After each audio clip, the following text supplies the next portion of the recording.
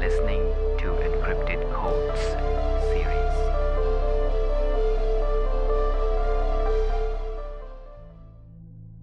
Now, one may can say that, they didn't had technology to carve out perfect structures of the faces, hence the masks looks flat.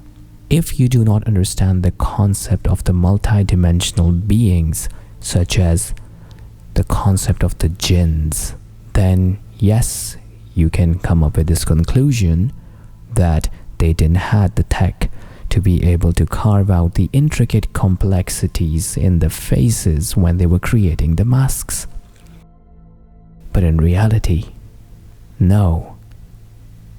If they were able to carve out the masks from wood or other materials, it can be animal bones, they must have had some form of tech. But the things they are imitating, they do not have features like humans. Their skin is different.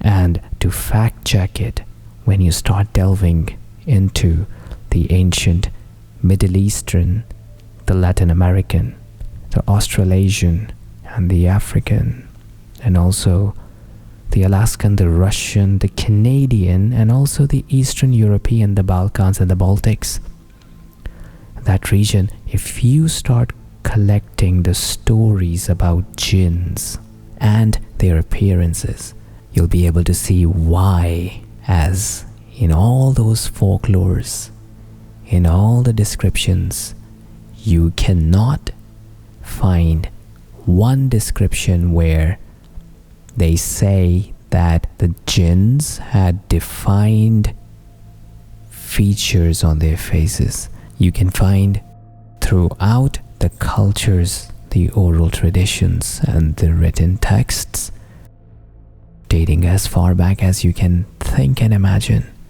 they all mention one thing: jinns do not have defined features like us, humans. And as you look deep into the Apocrypha and the Abrahamic texts, you will find that jinns are of 4 types.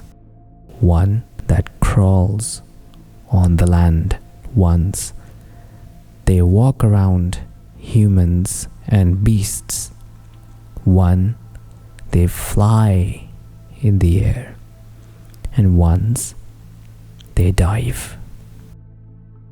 So there are 4 categories of their creatures, or 4 categories among them.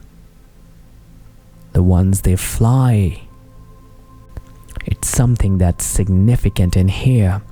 If the beings from beyond the heavenly firmament or the heavenly boundaries, or you can say in the modern day terms, skies, those beings, they were visiting Earth or the planet Earth dimension. They are connected with the jinns, and it's easy for jinns, like those jinns who can communicate with humans. What makes you think that they were not able to communicate to the other planetary creatures?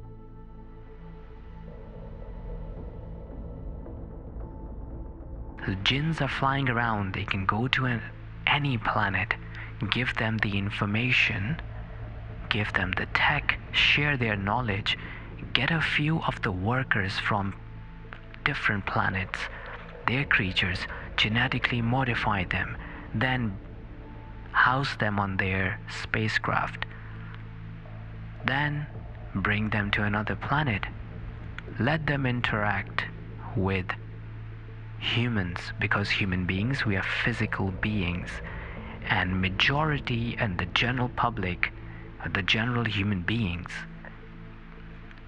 they react to humans better.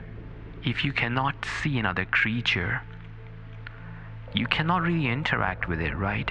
Because human beings, our basic ingredient is made from soil, and soil has the quality to absorb everything. So, in that case, if you look at it, these creatures, the human version or the human-like versions who were coming from the skies, they were either the vessels for the jinns, they were either possessed by the jinns, or they were genetically modified, or they were genetically modified also the vehicles for the jinns, and they were hyper advanced, and they were also aliens. You can expand it, right? And all these four corners of the square confirms one thing: they were extraterrestrial, and they had more knowledge. And that knowledge was then brought on this planet. And as the Abrahamic Accords points out, that those sky gods, they came and they gave knowledge and information to the locals after the flood, to give them the tech to progress in their survival quest. And that knowledge can then be preserved in tablets in a basic symbolic form to then be transmitted and transmutated by the later generations.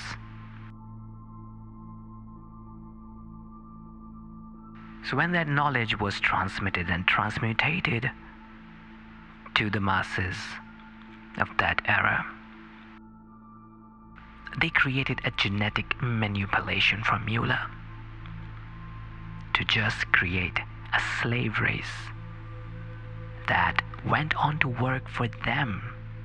So the giants created slaves by mixing, marrying, or mating with humans, and then they literally created a slave race.